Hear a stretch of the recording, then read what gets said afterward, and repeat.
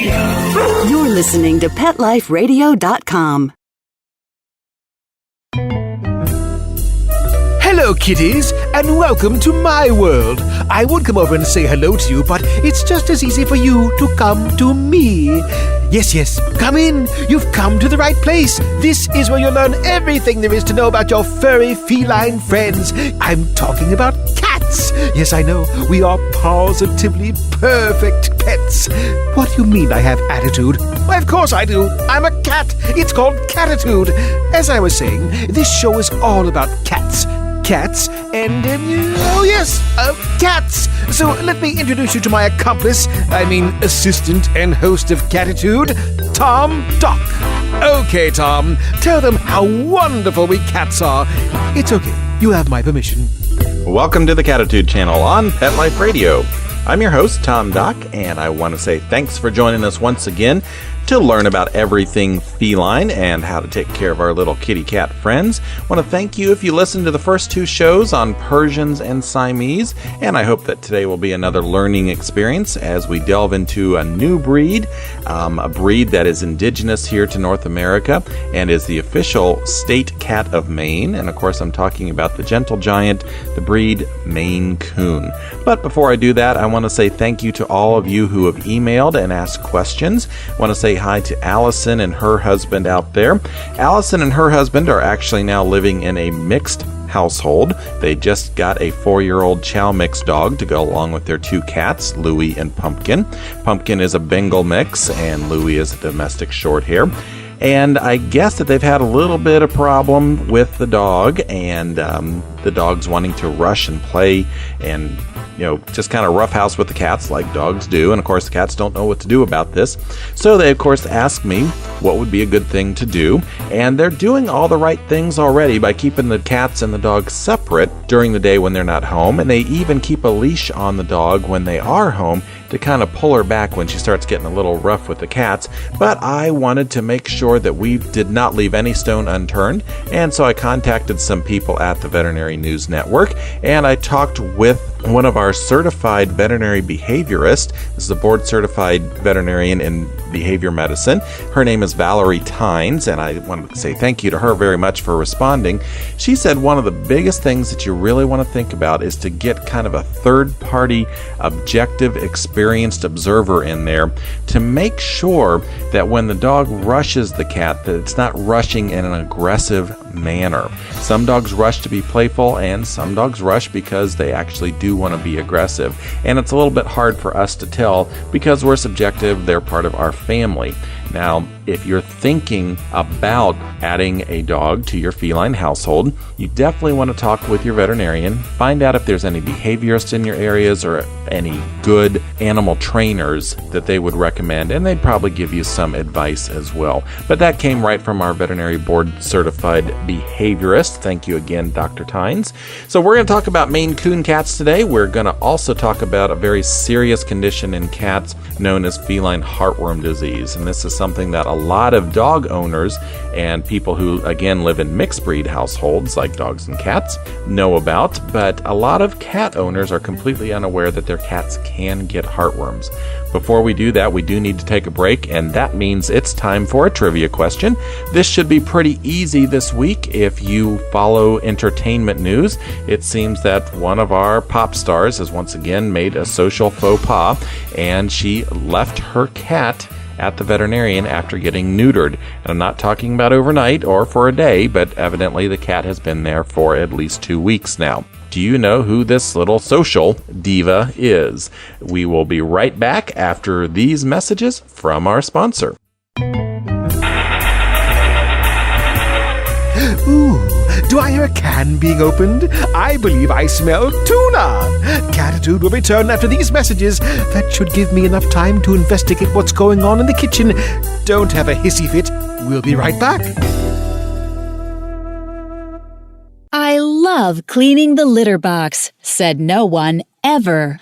Luckily, there's World's Best Cat Litter, the litter that promises less mess with less litter. Only World's Best Cat Litter uses the concentrated power of corn to quickly trap odors in tight clumps. And quick clumping means you never have to chisel or scrape the box. Less cleanup with less wasted litter? That's a litter bit amazing. Save $2 on World's Best Cat Litter. Visit www.saveonworldsbest.com. Let's Talk Pets on PetLifeRadio.com. How dare they open a can of tuna and make a sandwich out of it? I can see why some of my celebrity pals prefer lasagna. Well, anyway, I did manage to grab myself the canary while I was in there. Quiet, bird. We're going to hear the rest of my show, Cattitude. If you behave, I may not eat you. Until later. Okay, Tom, you may continue. Welcome back to Cattitude. I'm Tom Doc, and did you get our trivia question this time? We wanted to know which one of our lovely female pop stars has once again made a social blunder. And if you follow entertainment news and you go to TMZ.com, you'll find out that Paris Hilton evidently got a male cat from an adoption agency last May, right before she went to jail, and just recently got the cat neutered in January and evidently has yet to pick the cat up from the veterinary office. I guess the adoption agency is taking the cat back and taking it away from Ms. Hilton. Gosh, you never know what these little starlets are going to do you? Well, that's enough about that. Let's talk about Maine Coon cats. This is America's first show cat, and absolutely striking feline any way that you look at them, from their size, their coloration, their unique ears, their unique paws, any of the things. They're just absolutely wonderful cats. The thought process with most breeders is that Maine Coons originated with domestic cats, the long-hairs like Angoras and Persians, that were brought over from Europe in the 17th and 18th centuries. And they, of course, then would interbreed with the short-haired domestic cats that were already here in America. And this is truly a Native American cat, first shown in 1878.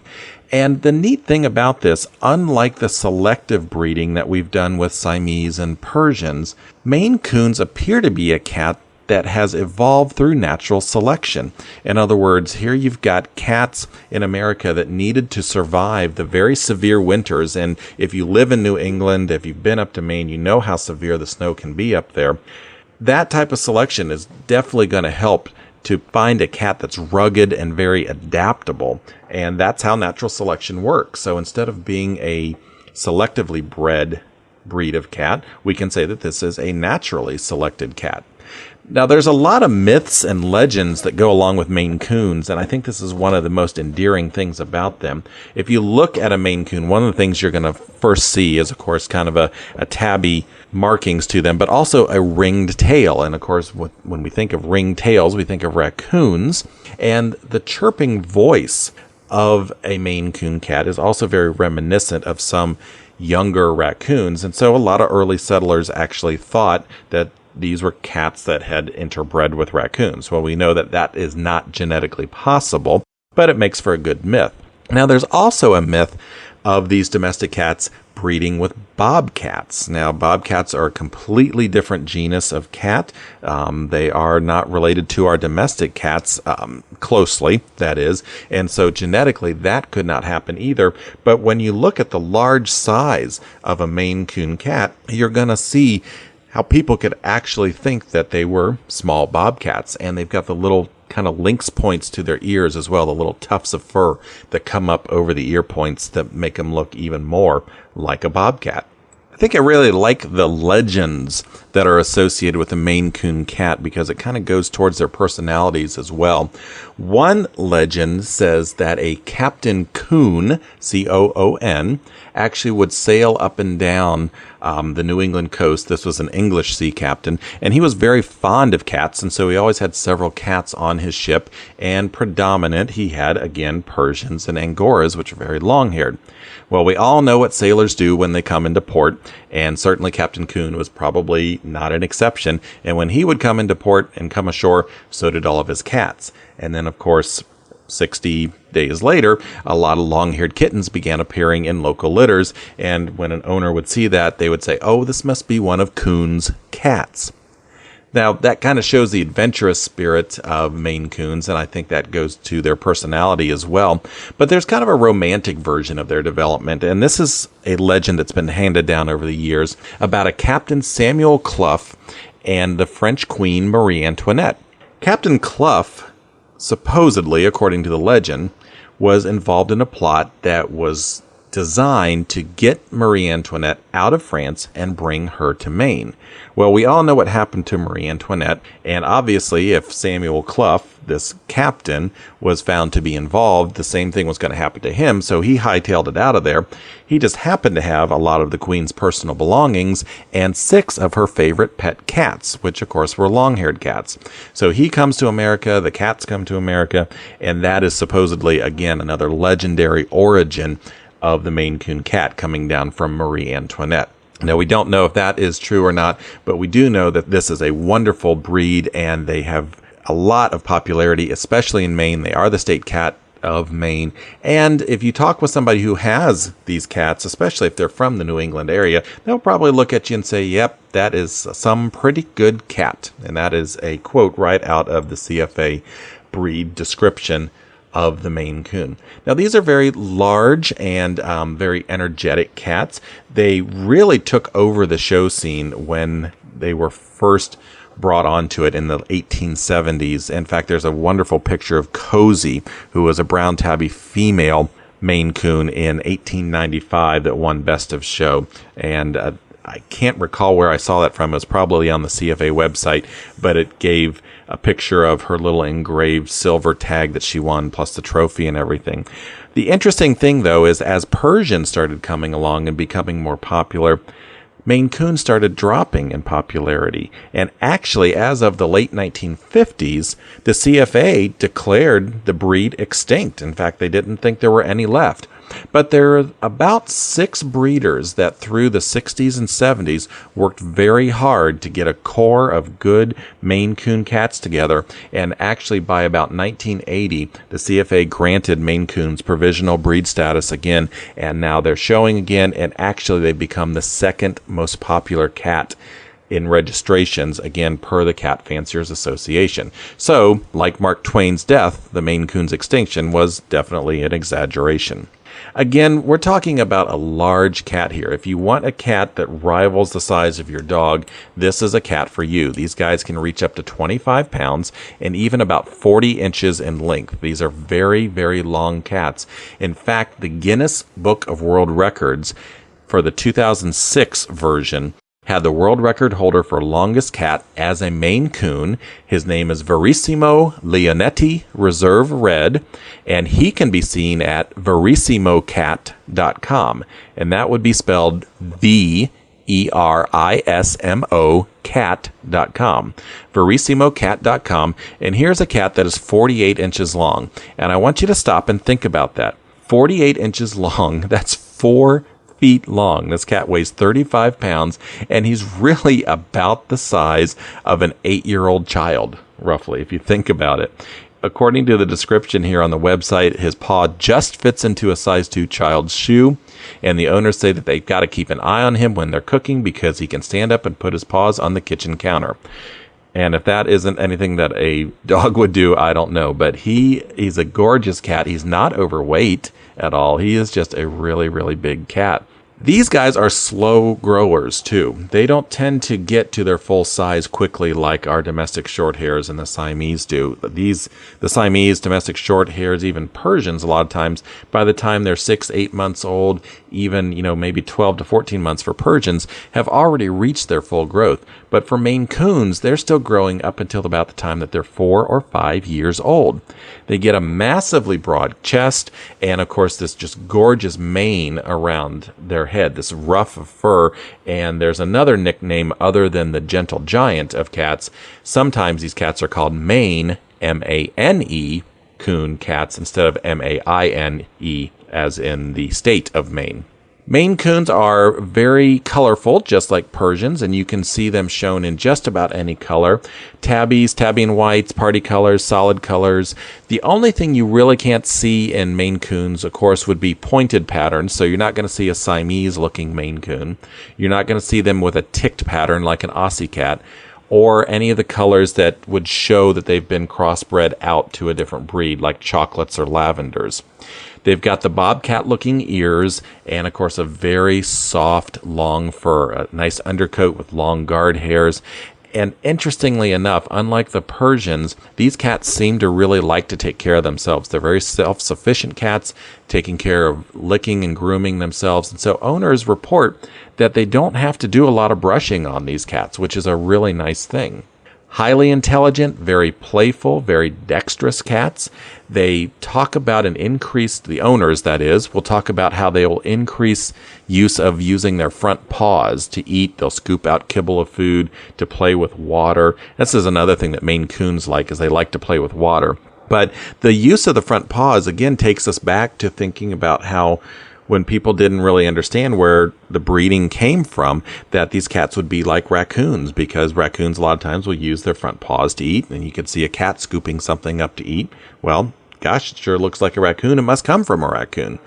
I would say if you're going to get a Maine Coon cat, you want to be careful with your doorknobs, because if you get a cat like Leo here, who is 48 inches long, he's going to be able to open up those doors, and you definitely don't want a cat like this going outside.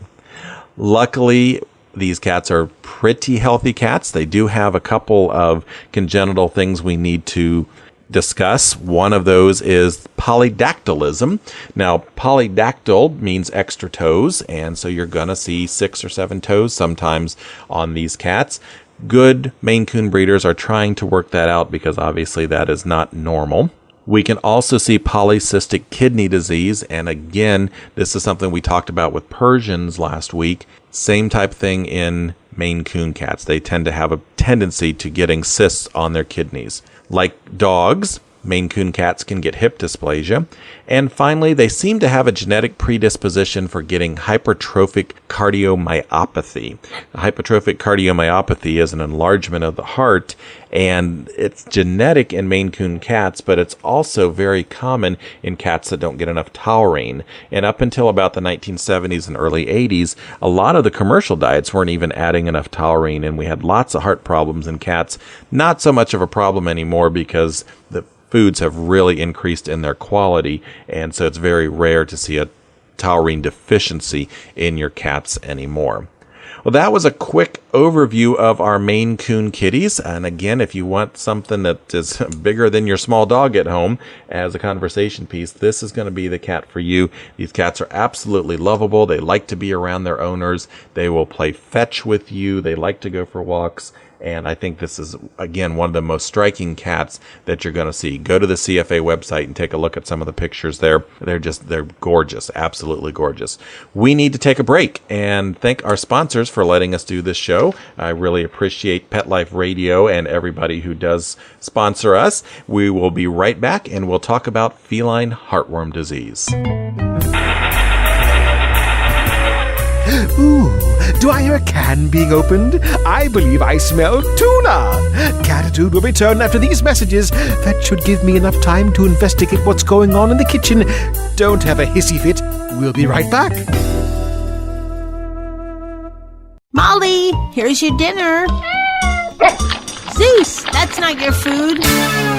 Don't let that happen to your precious cat. Elevate your cat's eating experience with the Cat Tree Tray. The Cat Tree Tray keeps your cat's food off the floor and conveniently located on the cat tree. It's the perfect way to eat. It's a beautiful wrought iron tray that easily attaches to your cat tree and keeps dogs and other critters out of your cat's dish. A must for multi-pet households. There's a 6-inch tray for large bowls and a 4-inch tray for smaller bowls. Purchase your Cat Tree Tray today. Go right now to cattreetray.com. That's cattreetray.com. cattreetray.com. Let's Talk Pets on PetLifeRadio.com. How dare they open a can of tuna and make a sandwich out of it? I can see why some of my celebrity pals prefer lasagna. Well, anyway, I did manage to grab myself the canary while I was in there. Quiet, bird. We're going to hear the rest of my show, Cattitude. If you behave, I may not eat you. Until later. Okay, Tom, you may continue. Okay, we are back on Cattitude. We just got done talking about Maine Coon cats, and I wanted to also talk about Maine Coons. They're so large that sometimes people like to take things to excess, and if you are like me and you like to kind of debunk some of these urban legends, there's a great website for you out there called Snopes.com. Snopes.com. Snopes.com. And the reason I bring that up is there is an email circulating, and it's been around for several years now, showing a guy from Canada holding up this cat, pretending to hold up this cat that supposedly measures 69 inches from nose to tail and weighs in at a whopping 87 pounds. Well, that's just not possible, folks. And I know that you all you cat lovers out there know this isn't possible.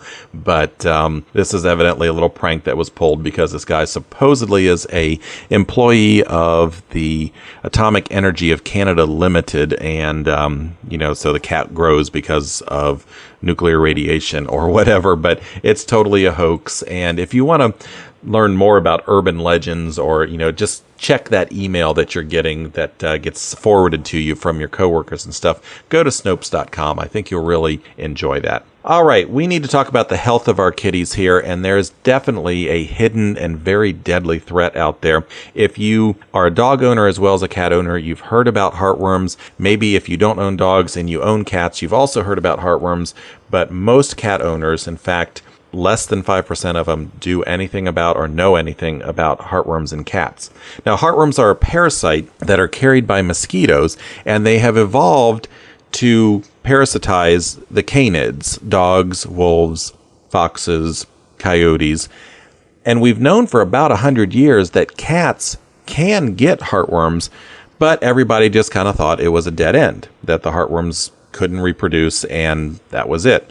Well, finds out that we are absolutely wrong, and heartworm is much more prevalent than we had ever thought. And it actually started about 10 years ago when cats were showing up just suddenly dead with no apparent symptoms whatsoever. We started doing some necropsies on cats, and when I say we, I mean the veterinary profession. Started doing necropsies, which is an autopsy, on cats, and they were finding heartworms in the heart and lungs of these cats. And so a little bit more research has been done, and we find out now that heartworm disease in cats is actually more prevalent than feline leukemia or feline AIDS.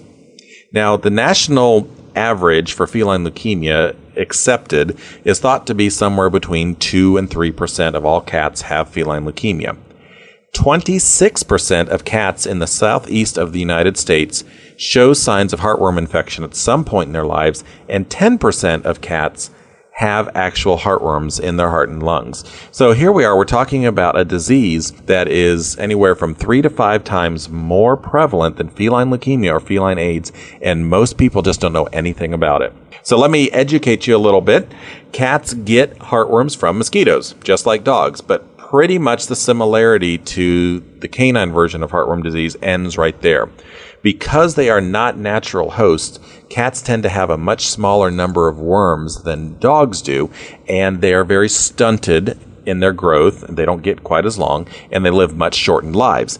Now, you would think that would be a good thing, but unfortunately it's not, and it's got to do with our cat's immune system and the size of our cat's heart. In both dogs and cats, the heartworm larvae, after they're injected by the mosquito, are going to travel through connective tissue and blood vessels, and they're working their way towards the heart and lungs. In dogs, they'll get up into the pulmonary artery, which is the artery leading out of the heart to the lungs, and they'll live there and swim there. And dogs can live with these guys for quite a while and not show any signs whatsoever.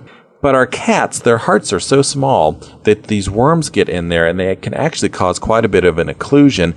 But the bigger thing that happens is the cat's body wants to get rid of these worms really badly. And cats have very strong immune systems. And so what will happen is the immune system will literally overreact sometimes. The cat might start exhibiting some respiratory symptoms, and if you take your cat in, if you do notice anything, your veterinarian might say, well, it's bronchitis or it's asthma, but that's not the case. What we're actually dealing with is a disease that has been named by the Heartworm Society as heartworm-associated respiratory disease, or HARD for short. Now, because of the cat's immune response, it is possible for cats to die very suddenly. And when I say suddenly, I mean within an hour. You come home, see your cat's okay, you go to the grocery, you come back, and your kitty's dead. That is the unfortunate truth of feline heartworm disease. As the heartworms start getting older, as the larvae start maturing into adult heartworms, we actually see clinical signs, the coughing, the bronchitis, things like that, start diminishing. But there's another deadly part of this disease, and that is when the adult worms start dying. Again, we get massive inflammation, a massive immune response, and the lungs get injured, and again, there can be sudden death in our cats. Unfortunately, our cats won't exhibit specific signs to let you know that they have heartworm disease. The symptoms for heartworms in cats are very nonspecific and could be a variety of different things. Vomiting is a symptom, coughing, sudden collapse, difficulty breathing, or weight loss. All of these things are symptoms of heartworm disease, but they're also symptoms of things that could be less harmful to the cat. In any case, if your cat shows these signs, difficulty breathing, vomiting, take them to the veterinarian immediately. It could save your cat's life.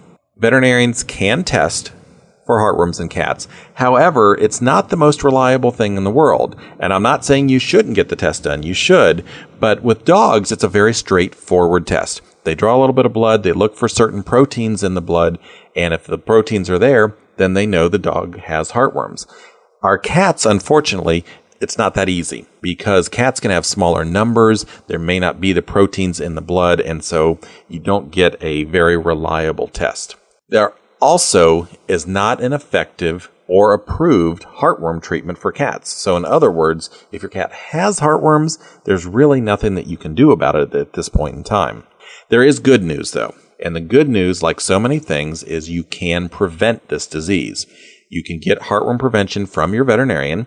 You can get it in an oral formulation, or you can get it in a topical formulation. You know, just like the flea control medicines that you put right on their back. That can also, certain of those can also help to kill heartworm larvae, and that will help the cat from developing this disease. And as I said earlier, the American Heartworm Society thinks that only about 5% of cat owners actually utilize heartworm preventative. So that means there's probably well over about 75 million cats out there that are completely unprotected from heartworms. Now, what else can you do? Some people think that if you keep your cats indoors, that would be a really good idea.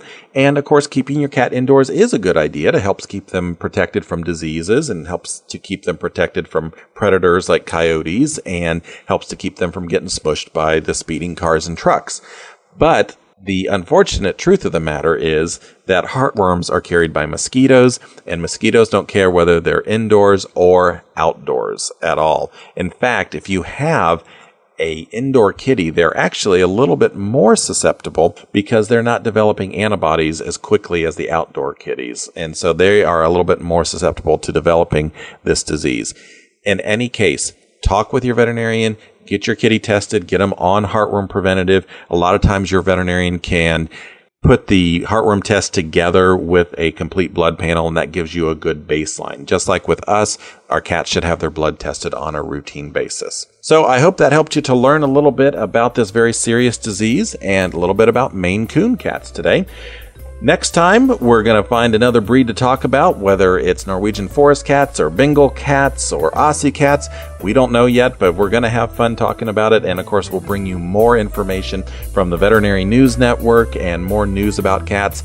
Please, if you have any ideas that you'd like to hear talked about on this show, email me at tom@petliferadio.com. Again, tom@petliferadio.com. And I will try to get your suggestion on the air. I really appreciate everybody who has emailed and said hi to me.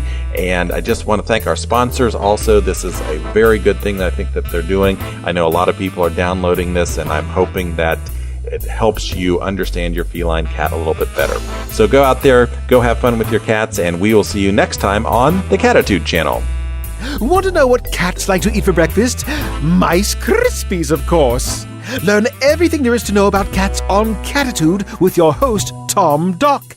Each week, we'll spotlight a cool cat breed, give up-to-date advice on cat health, and check out spiffy new cat products. So curl up on the couch every week for a perfectly enjoyable time on Cattitude. Every week on demand, only on PetLifeRadio.com.